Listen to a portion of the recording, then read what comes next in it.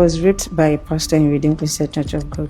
He used one of my wrappers to tie my hand to the back, then used a cloth to cover my mouth. The only thing they said to me was, he's not the first person that will do that, and he will never be the last person. The church is meant to bring you closer to Christ, but what happens when it does the exact opposite? She wants sat across from me, not as a victim, but as a fighter, sharing the story of how it all unfolded. This particular guy, I'll call him a guy, but now he's not married, has a child, and so he will look at me and be like, this girl, because whenever we are talking, maybe he was passing by and he saw me talking, be like, I like this girl, is outspoken, the way I talk and everything. So he always tell me I should come to church, and he's attending a church, and I was like, okay, no problem. And the church was an Anglican church then.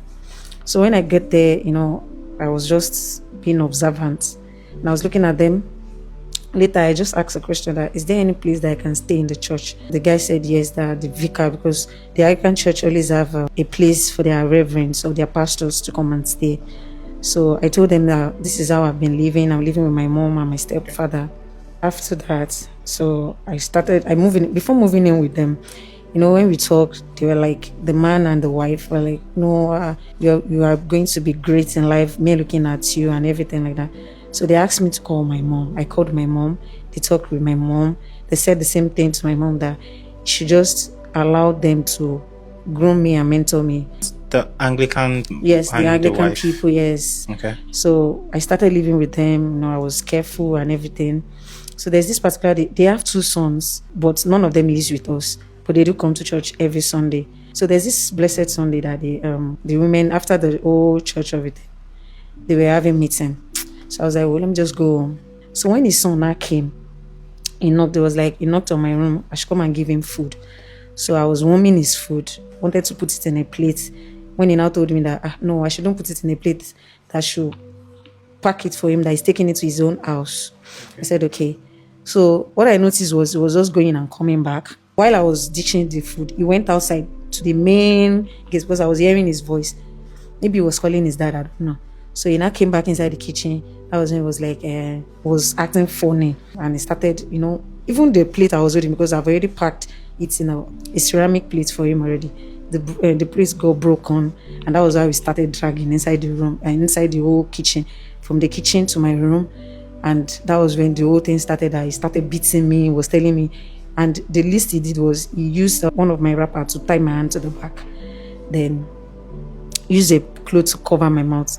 Then he had kind of knowledge of me and everything like that. So how old were you when this happened? I was just 16 years old. So after the whole thing, so he just told me that I should not tell anybody that he's going now. So I left the whole thing like that, like the whole place, out the whole house, from the kitchen to the room, how everything was messy. I left it there. The only thing I just did was I just put on my gown. So I went to the church. Getting to the church, they were still having a meeting. But I didn't head into the church. So I sat down. So where I was sitting down, that was when this guy, it was still a Sunday morning. And this guy that brought me to the church was living in the streets. So I went to his house. I tell him, and he was like, what, why, how? So getting back home, we had to break the news to them. The first thing this wife said was, she said it in Yoruba. I don't know if I can say that. You can say it in Yoruba. Ofatiba mio. What's wrong? Wow, like that was when the next thing she said, she was like, oh, and Holy Spirit showed her this morning before leaving home that I was just about to rape her husband. And this man then, the Reverend, was 65 years old, if I'm very correct. That was when she said, no, that I'm possessive. Like I have this kind of evil spirit in me. Talk about the son at all and They've what the not son even mentioned did. The son at all. The thing happened on Sunday and we broke it to them on Sunday. So we had a vigil on Friday, that following week. And after the vigil, they just told me that I should leave.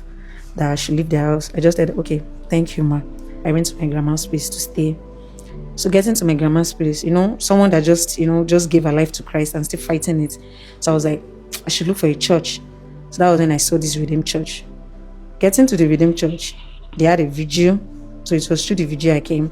And one pastor came to me, started seeing vision. You are this, you are that. He was seeing vision for you. Yes. That was how the whole thing happened. That I came to the church on Sunday. Coming to the church on Sunday, they called first timer. And maybe because the pastor that spoke to me at the vigil, he was invited. Maybe he has already talked to the pastors. I don't know. So they called me, some elders, like 3 of them, plus the pastor. So they handed me over to this pastor that anything I need, that will be the one to mentor me and everything.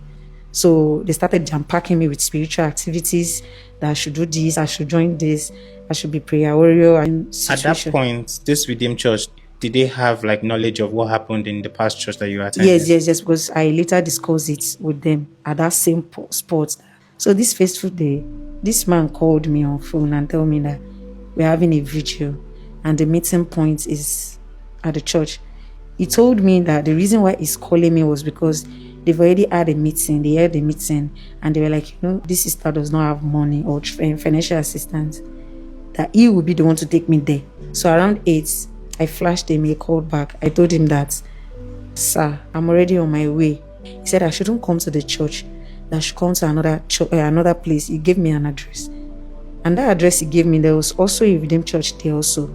So within myself, I was like, maybe it's that Redeemed Church we are holding. The vigil would be happening. The vigil will be happening and everything. Getting there, we enter a compound house. I was like, sir, is this where the vigil was going to take me? He said no, that he quickly wants to branch and take his breath and everything. He said, okay. So when we get inside, he offered me a drink, food. I said, I'm okay, I'm fine. We prayed like normal people will. What time was this? And this time was just around to 9, if I'm not mistaken. I was observant about the area and everything. There was light, because I knew it's not everybody that will own generator at that point. There was light. When we entered the compound, there was light. So when we got inside, it was just going, coming. It was restless. Later, I just see him that he went out, he on the generator, and that generator was making a hell of noise. Like you can practically hear that gen noise from outside if you enter that compound. So he just went inside. That was when he came. He first came to me, was like, sister, come inside now. I said, no, sir, I'm fine. So when you see the firmness in my voice, that I said, no, I'm fine. That was when a slap first landed on my face. He said, I've been telling you all this. Why you think did you think I did not know what I'm doing, or did you want to tell me that you did not understand? Are you some kind of a virgin that you are doing like, or do you think because you are in church now, you are now a saint? I'm still trying to understand what is still going on. So that means there was no vigil at the first place. You made this up. That was when he started he beats me. He beats hell out of me that night. And later he did it because we dragged it actually. I actually dragged it with him. This man took me early in the morning and went to go and drop me in the church. So when I get there, I saw this. We have a vulcanizer at our church. So I waited for him to come back. So I borrowed his phone. I called one of our youth pastors. So when I called him, I told him this and this just happened.